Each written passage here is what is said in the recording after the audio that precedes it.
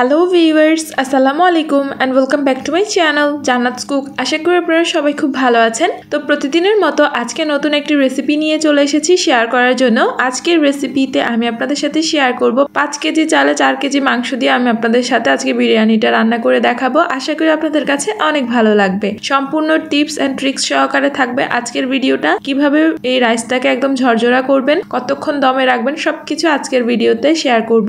ফার্স্টেই দেখতে পাচ্ছেন আমি কিন্তু আপনাদেরকে দেখিয়ে দিচ্ছি রাইসটা কতটা ঝরঝরে আর কি সুন্দর কালার হয়েছে মাশাআল্লাহ। তো চলুন আমরা সবাই দেরি না করে আজকের রেসিপিটা দেখে নেই। যারা বাসায় সকলকে এভাবে রান্না করে খাওয়াতে চান তারা কিন্তু এই রেসিপিটা ফলো করতে পারেন। আশা করি আপনাদের জন্য অনেক হেল্পফুল হবে। মাটির চুলায় রান্নার জন্য কিন্তু আমি সবকিছু রেডি করে হাঁড়িটা চুলায় বসিয়ে দিয়েছি। যখন হাঁড়িটা গরম হয়ে এসেছে এখানে আমি প্রায় হাফ লিটার পরিমাণ রান্নার রেগুলার সয়াবিন তেল দিয়ে দিয়েছি। তারপর কিন্তু আমি এখানে দিয়ে দিয়েছি 4 কাপ পরিমাণ পেঁয়াজ কুচি। পেঁয়াজগুলোকে একটু মোটা মোটা করে কুচি করে নিয়েছি। যখন এগুলো একটু ভাজা ভাজা হচ্ছে তখন এখানে আমি কিছু গরম মশলা অ্যাড করছি। এখানে আমি এলাচ, দারচিনি, তেজপাতা দিচ্ছি। যদিও বিরিয়ানির মশলার মধ্যে এগুলো থাকে, তারপরেও যেহেতু বেশি করে রান্না করছি তাই এগুলো দিলাম ফ্লেভারের জন্য।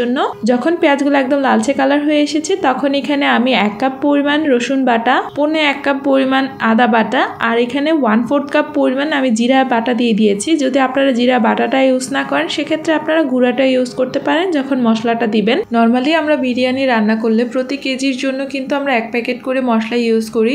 আর আজকের এই বিরিয়ানিটা আমি মূলত হচ্ছে ছোট ছোট বাচ্চাদেরকে দেওয়ার জন্য রান্না করছি। দ্যাটস ওয়াই হচ্ছে আমি এখানে 5 কেজির জন্য 3 প্যাকেট বিরিয়ানির মশলা ইউজ করছি। আপনারা কিন্তু বাসায় রান্না করলে যদি বড়রা খান সেক্ষেত্রে কিন্তু অবশ্যই 5 কেজির জন্য 5 প্যাকেট বা 4 প্যাকেট মিনিমাম ইউজ করতে পারেন। তারপর এখানে আমি কিন্তু বিরিয়ানির মশলাটা দিয়ে দিয়েছি। এগুলো দিয়ে একটু নেড়ে চেড়ে নিয়েছি। তারপর এখানে আমি কাঁচামরিচ দিয়ে দিয়েছি। কাঁচামরিচের পরিমাণটা আপনারা আপনাদের স্বাদ মতো দিবেন ফ্লেভারের জন্য। তারপর এখানে আমি প্রায় আধা কেজি পরিমাণ গরুর লিকুইড দুধ দিয়ে দিয়েছি। দুধটা কিন্তু আগে থেকে জাল করা ছিল না, আপনারা চাইলে জাল করাটা দিতে পারেন। তো আমি দুধটা দেওয়ার পর মশলাটাকে প্রায় 15 থেকে 20 মিনিটের মতো কষিয়েছি। চুলার জালটা দেখতে পাচ্ছেন, মাটির চুলায় কিন্তু এত টাইম লাগে না, তারপরে আমি নেড়ে চেড়ে অনেকটা টাইম নিয়ে কষিয়ে নিয়েছি যেহেতু দুধটা আগে থেকে জাল করা ছিল না। তো দুধ দিয়ে কিন্তু মশলাটা কষালে খুব বেশি একটা ভালো ফ্লেভার আসে। আপনারা চাইলে পানি দিয়েও করতে পারেন, কিন্তু দুধ দিয়ে করলে খুব ভালো একটা কালার যেমন আসবে তেমনই ফ্লেভারটা অনেক বেশি ভালো আসবে। তো এটাকে কষিয়ে নেওয়ার পর আমি এখানে কিন্তু প্রায় 4 কেজি পরিমাণ চিকেন দিয়ে দিয়েছি। চিকেনের পিসগুলো আমি একটু বড় বড় করে রেখেছি যেহেতু বাচ্চাদেরকে দিব, তারা কিন্তু চিকেনের বড় পিস দেখলে অনেক বেশি খুশি হয়। এগুলোকে ভালো করে কষিয়ে নেওয়ার পর আমি কিন্তু এখানে চালটা অ্যাড করে দিয়েছিলাম, কিন্তু চাল অ্যাড করার সময় আমি ক্যামেরাটাই অন করতে ভুলে গিয়েছি। দ্যাটস ওয়াই হচ্ছে চাল অ্যাড করাটা দেখাতে পারিনি। তো এগুলোকে ভালো করে নেড়ে চেড়ে কিন্তু আমি ভেজে নিয়েছি। ভেজে নেওয়ার পর আমি এখানে প্রায় 10 কেজি পরিমাণ পানি দিয়ে দিয়েছি। 10 কেজি বলতে আমি এখানে যেহেতু 5 কেজি চাল নিয়েছি তো সেই অনুযায়ী আমি ডাবল পানি দিয়ে দিয়েছি। পানি দিয়ে কিন্তু এটাকে আমি নেড়ে চেড়ে সবকিছু একসাথে মিক্স করে নিয়েছি, তারপর ঢেকে দিয়েছি। তো আমি যেহেতু বেশি পরিমাণ রান্না করছি তাও মাটির চুলায় কিন্তু আঁচটা অনেক বেশি থাকে, তাই আমি ঢাকনাটা উঠিয়ে নিচের দিকটা একটু নেড়ে দিচ্ছি যাতে করে নিচে না লেগে যায়। আর খুব বেশি নাড়াচাড়া করবেন না, তাহলে কিন্তু একদম চালগুলা ভেঙে একদম পুরা জাউ হয়ে যাবে।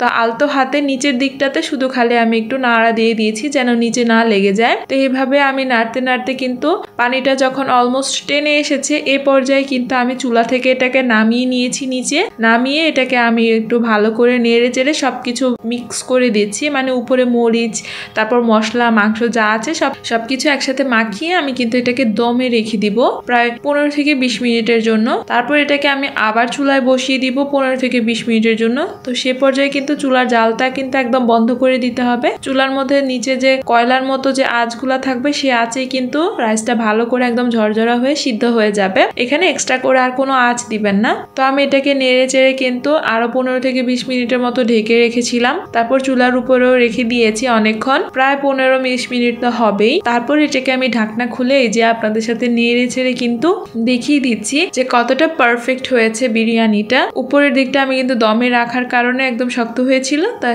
আমি হচ্ছে ভালো করে নাড়াচাড়া দিয়ে নিচে থেকে উপরে উঠিয়ে কিন্তু এই যে এখন একটা প্লেটে বেড়ে নিচ্ছি। আপনারা দেখতে পাচ্ছেন কতটা সুন্দর হয়েছে কালারটা। এখানে কিন্তু কোনো রকম কোনো এডিট নেই, কোনো কিছু নেই, একদম ন্যাচারাল আলোতে ভিডিওটা করা হচ্ছে। কালারটা দেখেই কিন্তু বুঝতে পারছেন কতটা সুন্দর হয়েছে। আর বিরিয়ানির মধ্যে আস্ত কাঁচা মরিচটা দিলে ফ্লেভারটা যেমন ভালো আসে, আমার কাছে গুঁড়ো মরিচটা খুব একটা ভালো লাগে না, তাই আমি এখানে কোনো রকম লাল মরিচের গুঁড়া ব্যবহার করিনি, কাঁচা মরিচ দিয়েই মরিচের স্বাদটা ব্যালেন্স করেছি। তো এই ছিল আমার আজকের বিরিয়ানি রান্নার রেসিপি। আশা করি আপনাদের কাছে অনেক ভালো লেগেছে। কেমন হয়েছে কমেন্ট করে জানাবেন। ভালো লেগে থাকলে লাইক শেয়ার করে আমার চ্যানেলটাকে সাবস্ক্রাইব করবেন। সকলের সুস্থতা কামনা করে আজকে এখানেই বিদায় নিচ্ছি। আল্লাহ হাফিজ।